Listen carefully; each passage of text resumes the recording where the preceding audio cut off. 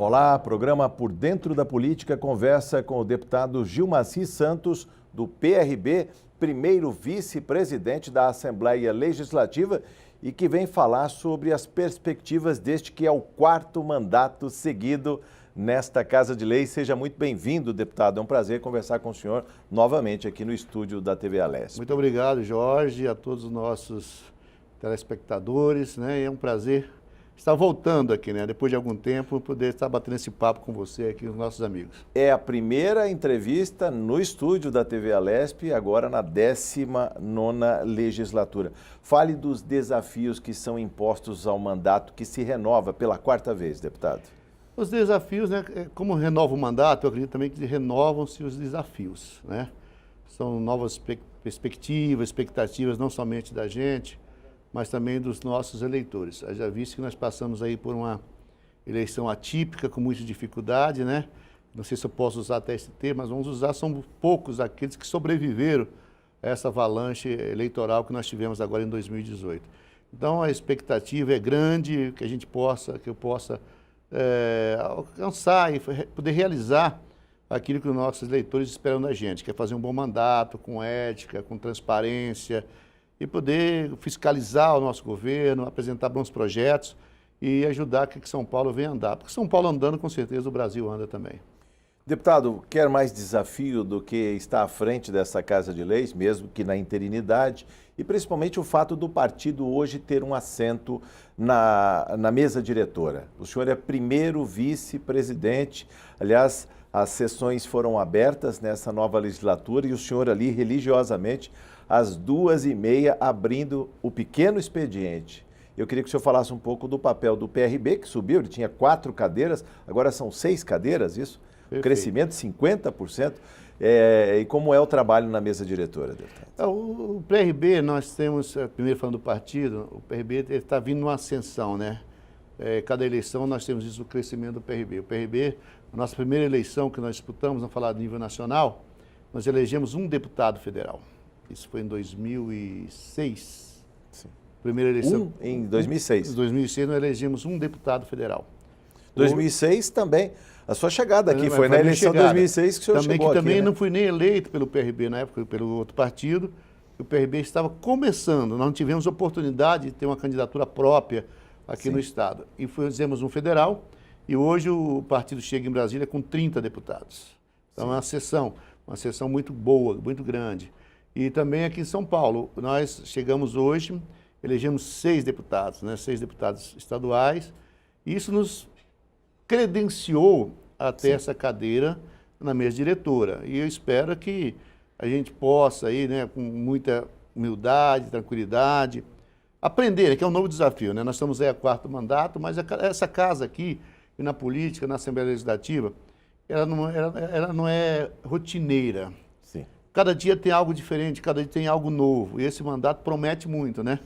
Então, nós esperamos poder contribuir para as mudanças, não aqui na Assembleia, mas a mudança na política de forma geral no estado de São Paulo, com os nossos 6 deputados, que são deputados atuantes, deputados também experientes. Nós temos um que está chegando agora, que é o Altair, né, que é o primeiro mandato dele, mas também já tem uma experiência de convivência com pessoas, já faz a política, não uma política partidária, e a Edna Macedo, que está voltando para essa casa. Teve mandato, esteve em Brasília, agora está voltando. Então, quer dizer, são deputados experientes e eu acho que a gente pode contribuir muito para essa 19ª legislatura. O senhor falou que foi uma eleição atípica. Há quem diga que foi a eleição das redes sociais. Aliás, eu tenho que mostrar aqui, nós temos uma imagem. O senhor também utiliza as redes sociais, o seu Facebook, e eu vejo aqui que o senhor já criou um canal direto de comunicação, que é o WhatsApp, ali bem destacado em verde, 997180831.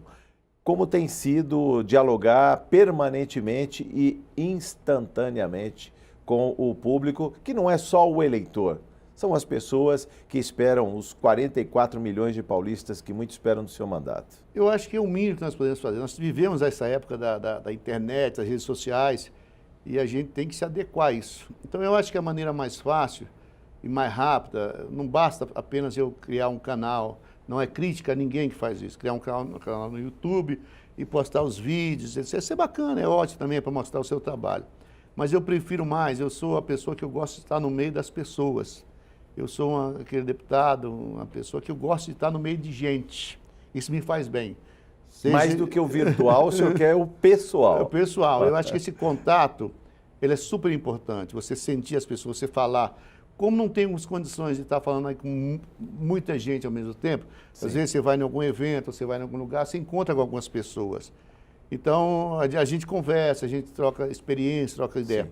E o WhatsApp é algo interessante. É uma ferramenta interessante. E esse WhatsApp que nós temos colocado aí, não é para todas as pessoas, é uma maneira... É o do mandato mesmo. É o do mandato, é o WhatsApp do mandato. Eu até, quando eu falo para as pessoas, nós temos o WhatsApp, a gente deixa um cartão com o nosso WhatsApp, eu até brinco com as pessoas dizendo, olha, mas vem cá, deputado, você vai atender? Eu digo, faz o teste. Para saber se eu vou responder, se eu vou interagir com você, você tem que fazer o teste. Sim. Porque é isso que importa. As pessoas querem esse contato, votaram, e mesmo aqueles que não votaram. Mas o senhor era refratário a entrar na rede social? Eu digo isso porque sua página aqui no YouTube, eu estou vendo, já tem mais de 16 mil seguidores, deputado. Mas eu ainda era. Eu estou me adaptando a esse novo sistema.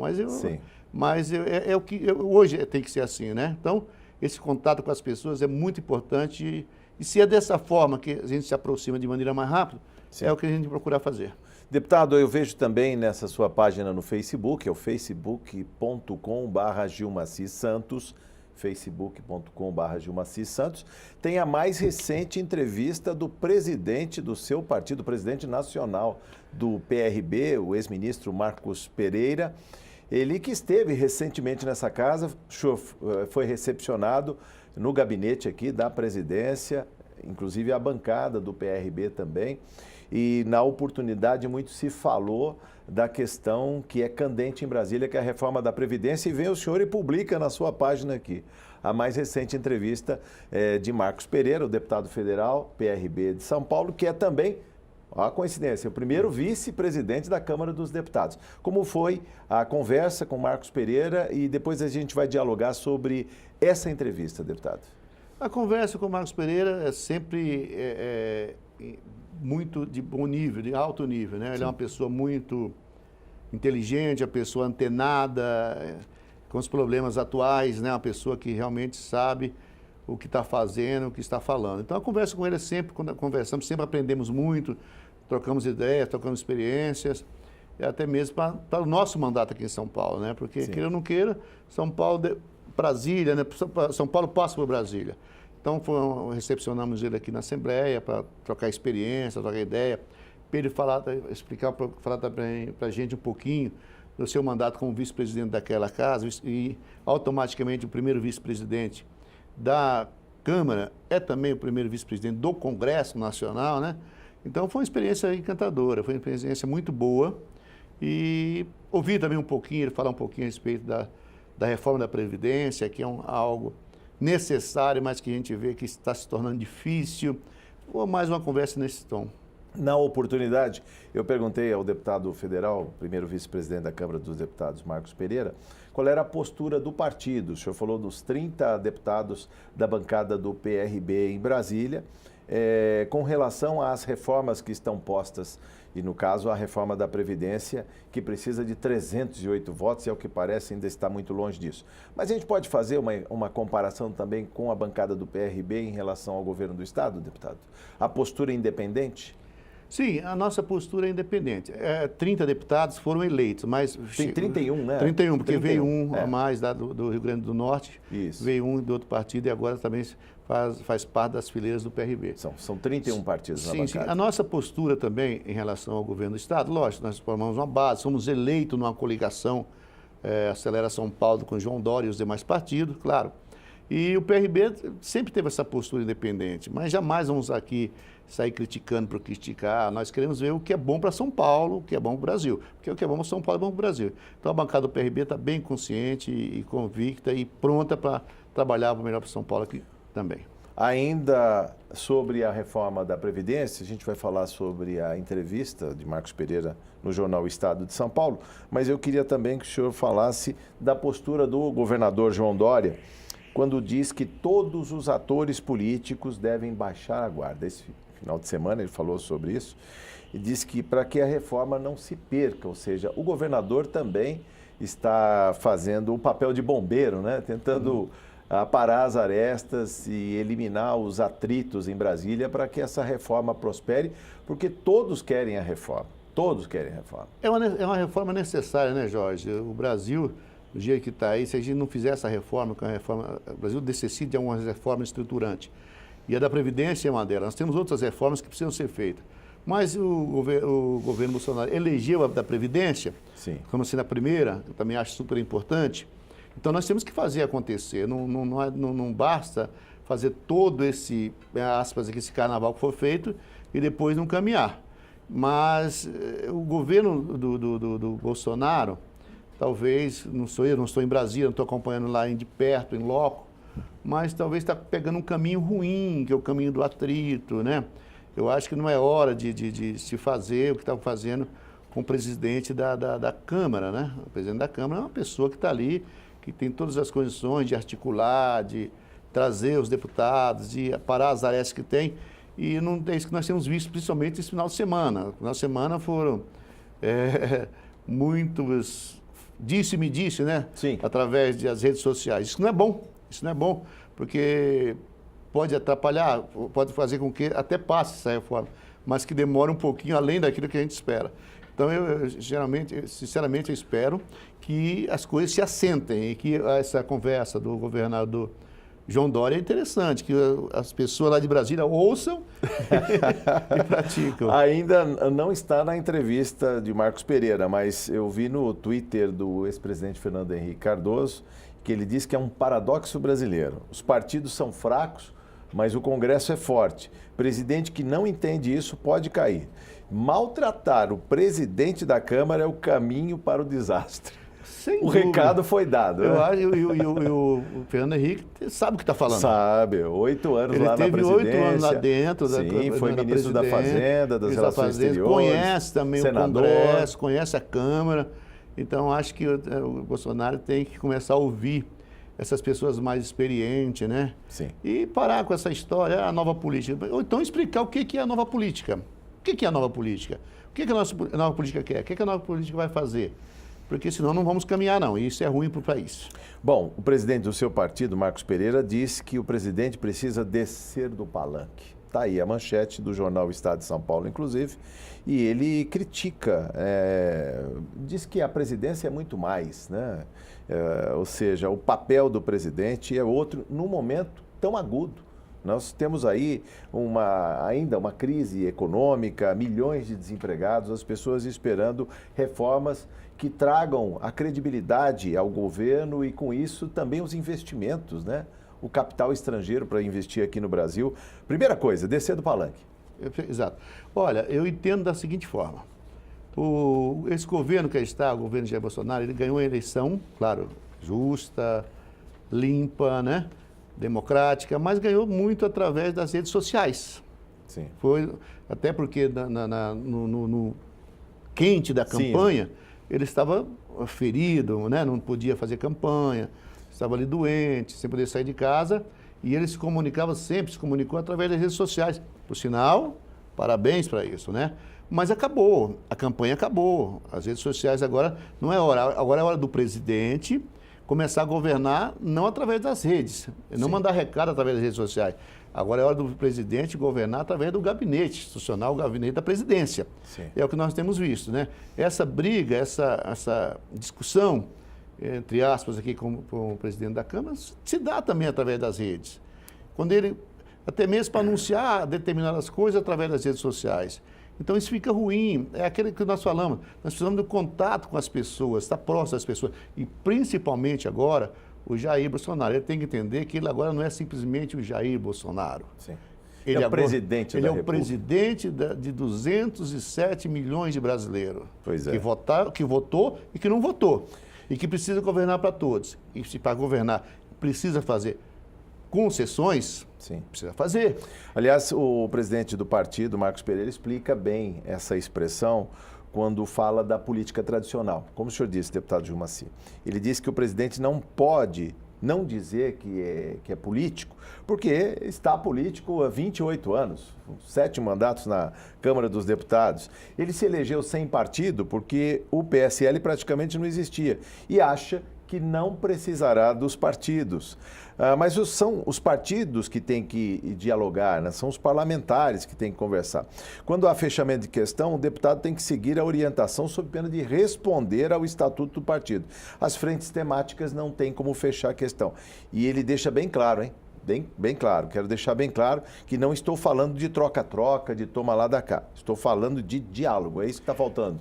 Faltando diálogo, mesmo porque o PRB, nós tivemos a executiva nacional do PRB, nós falamos e tiramos uma proposta aí, que essa proposta está começando a valer. Nós não queremos o partido, não criticamos, cada um o seu partido, toca do jeito que quiser. Mas nós não queremos que o nosso partido, o PRB, seja considerado um partido fisiológico. Então, para não ser fisiológico, a princípio nós não estamos interessados ali, só vamos votar se ficar... tiver cargos. O partido não vai pedir, a ideia talvez seja nem ficar com nenhum cargo, porque isso também não resolve nada, não ficar com nenhum cargo, mas nós queremos votar a Previdência, discutir, fazer, atualizar, consertar, tirar, pôr aquilo que precisa. Mas não é essa a questão. O PRB não está interessado em cargo, mesmo que o PRB tem esse programa de não ser fisiológico, mas sim pragmático. Então, nós queremos que o presidente venha até a gente para explicar a reforma da Previdência, o que ele quer, aonde podemos negociar a Previdência.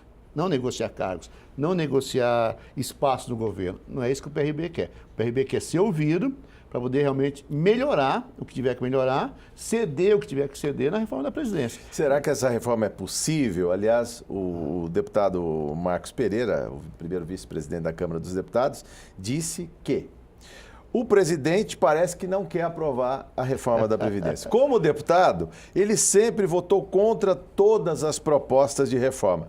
Como candidato, foi um crítico. E agora o presidente joga a responsabilidade no parlamento. Diz que a parte dele já fez, que foi entregar o projeto. Eu vi o presidente, até a entrevista dele lá no Chile ainda, né? Sim. Por várias vezes disse, olha, a bola está com o Congresso.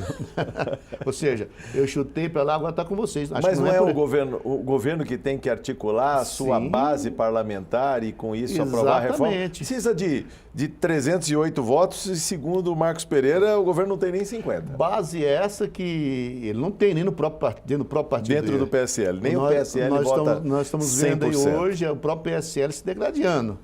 Então fica difícil. Então aquilo que o nosso presidente Marcos Pereira falou. O governo tem que sair agora do palanque, sim, assumir a responsabilidade que é um governo eleito, trazer a responsabilidade para ti. Não sou eu que vou cuidar, mas tem que ter alguém que realmente que vai dialogar com o Congresso, que vai fazer essa interlocução, que vai fazer esse diálogo, porque senão fica difícil. Se um governo que não tem hoje uns 50, a bancada do PSL... PSL são 55, mas ele não teria... Mas ele não teria 55 hoje. Então não pode cobrar outros partidos para que possa também ser base dele. Então acho que precisa consertar a primeira casa, porque ontem também vendo uma entrevista, algo na Folha, o presidente chama o líder do governo na casa dele, para tentar amenizar a situação. Ele sai da reunião com o presidente...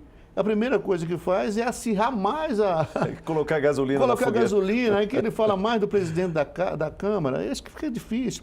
Está faltando talvez esse entendimento, né? Esse entendimento. O papel do PRB para apaziguar os ânimos. Eu digo, além dos 31 votos, também a expertise. Parece que o deputado Celso Russomano aceitou o convite para ser vice-líder do governo. Ele consegue ajustar as peças no tabuleiro aí, deputado? Eu espero que sim. Eu espero que sim, né? Porque, como eu estou falando, mas primeiro precisa ver a sinalização do governo. O que o governo quer? Então, eu acho que até escolheu esses dias um outro vice-líder, a pessoa não aceitou. Porque você vai conversar com o governo, se você não te dá uma margem para você negociar com o Congresso, por que você é vice-líder? Vou apanhar desnecessariamente? Então, não está faltando, talvez, não seja nem somente mais vice-líderes ou líderes. Está faltando esse líder realmente falar a mesma linguagem que o governo, a mesma linguagem com a Câmara, com os deputados. O que está faltando é isso no momento. Quando o senhor fala de governar por tweets, né, para as redes sociais e não dialogar com o parlamento, por que dessa má vontade com os parlamentares? Eu digo isso que o próprio deputado Marcos Pereira disse que pediu uma audiência no MEC e levou um mês, né, para ser contemplado, e ela está agendada, ainda não aconteceu. Ou seja, o senhor também já experimentou isso aqui, de pedir uma audiência com o secretário e não ser recebido, e levar dias? Como fica a alma de um parlamentar que presta conta ao seu eleitorado que recebe um não? Eu acho que essa é uma prática que os nossos secretários, eu mesmo, até antemão aqui, eu quero marcar uma audiência com o João Dória, que é uma pessoa realmente diferenciada. Tanto é verdade que ele está vindo ao parlamento. Exatamente, está vindo ao promessa de vir está vindo aqui, ao parlamento. Nós temos alguns secretários que são excelentes, que você tem o celular da pessoa, você te liga lá para marcar a audiência, não posso te passar o celular, qualquer coisa você me liga, estou à disposição. Mas, infelizmente, nós temos alguns secretários, não nesse governo, que esse governo está começando agora, mas é no governo passado, que você ligar para uma audiência com o secretário, você leva 1 mês, 2 meses para ele te retornar. Isso não existe. Porque eu só peço uma audiência com o secretário, porque um prefeito da minha região, um prefeito que estão ali, né, que nós ajudamos, precisa resolver algo na nossa secretaria. Nós não pedimos uma audiência com o secretário simplesmente para ir tomar café. Como lá em Brasília, o deputado federal não pede uma audiência no ministério para ir tomar café com o ministro. Sim. Pede audiência para resolver um problema, uma demanda dos seus eleitores, da sua região, das pessoas que ajudou. E se levar 2 meses, eu acho uma coisa absurda, eu acho que é uma prática que tem que mudar. Lá em Brasília, o nosso ministro, o ex-ministro, nosso deputado federal, falou sobre isso. Sim. E em São Paulo, infelizmente, ele disse 50% diálogo e 50% solução de problemas. Exatamente. Mesmo que seja um não. O não também é uma resposta. O que você não pode é ficar sem uma resposta. A prefeita pediu uma audiência com um determinado secretário. Fazem 2 meses. Deputado, e aí? Eu não tenho resposta para dar para essa prefeita. Sim. Então, eu acho que isso é um absurdo, é uma prática que tem que ser mudada, Eu espero que o governo João Dória mude isso de verdade. Eu conversar também com o Cauê, com o líder de governo aqui nessa casa. Não é que os deputados têm que ser melhores, mas tem que ter uma prioridade. Sim. Tem que ter uma prioridade. Quando a gente pede uma audiência, porque você precisa ver um problema. Sim. Afinal de contas, quem tem a representação são os deputados. Foram os deputados que foram lá pedir voto naquela cidade. Os deputados que foram botar a cara lá naquela cidade. Então, são para eles que a população, que os prefeitos, que a sociedade pede ajuda. E ajuda nós não temos aqui, como disse, não temos a caneta. Pois é. A caneta está lá no Palácio, com o governador e com os secretários. E esses problemas têm que ser resolvidos lá. Mas se você demora 1 mês, você está doente, você vai no médico, fala, você está com problema de uma cirurgia. Volta daqui a 2 meses. Meu pai dizia, quando você voltou, já morreu.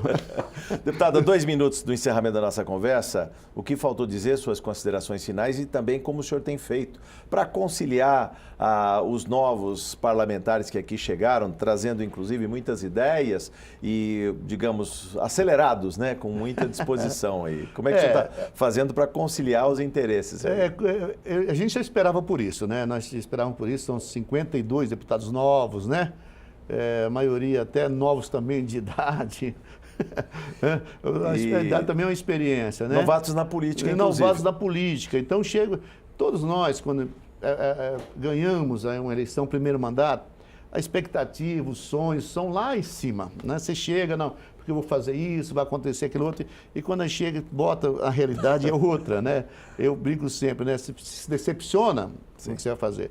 Então, já esperava por isso, principalmente essas primeiras semanas, esses primeiros meses aí, a pressão lá em cima, a adrenalina lá em cima, mesmo porque nós temos aqui, nessa casa hoje, talvez algo que nós nunca tivemos, nesses 4 mandatos que eu tenho, que nós temos. Nós tínhamos aqui sempre uma esquerda. Sim.